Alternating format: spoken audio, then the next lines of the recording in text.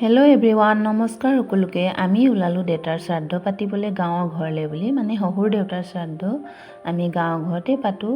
আৰু যাওঁতে ৰাস্তাৰ পৰা ল'ৰাটো স্কুলৰ পৰা লৈ লৈছোঁ। স্কুলৰ ছাৰকেইজনে হাঁহিছে মই ভিডিঅ' কৰা দেখি, আৰু লগতে টাটা দি গৈছে।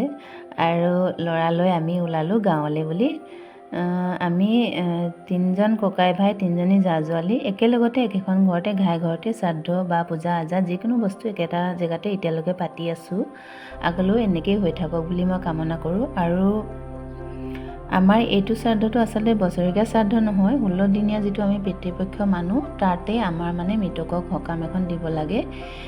তাতে মানে দেউতাৰো আৰু লগতে যিমান মানে ঢুকাইছে নিজৰ পৰিয়ালবৰ্গৰ, সিহঁতৰ চবৰে তাতে শ্ৰাদ্ধখন, তাতে নামটো আহি পৰে। তাতে মানে গোটেইখিনিৰে শ্ৰাদ্ধ একেলগে হৈ যায়। আৰু যোনটো বছৰেকীয়া হয় সেইটো কিন্তু দেউতাৰ নামতহে অকলে হ'ব, তাৰমানে সেইটো বছৰত এবাৰ হয়। আৰু এইটো হৈছে তাৰমানে মহালয়াৰ আগত যিটো আমাৰ পিতৃপক্ষ হয় সেইটো শ্ৰাদ্ধ। আৰু গোটেইখিনি ভিডিঅ' কেপচাৰ কৰিব পৰা নাই বা সকলো বস্তু দেখুৱাব পৰা নাই। ধৰক অকণমান মোৰ মানে গাঁৱৰ ঘৰত গ'লে মোবাইল চোবাইলবোৰ অলপ উলিয়াবলৈ অলপ নিজকে কিবা ভাল নালাগা নিচিনা লাগে, মানে অলপ আনইজি ফিল কৰোঁ। আৰু আমি এনেকৈ শ্ৰাদ্ধ শেষ কৰি আমি ঘৰলৈ বুলি ঘূৰি আহিলোঁ। গোটেইখিনি খোৱা বোৱাখিনি দেখুৱাব নোৱাৰিলোঁ।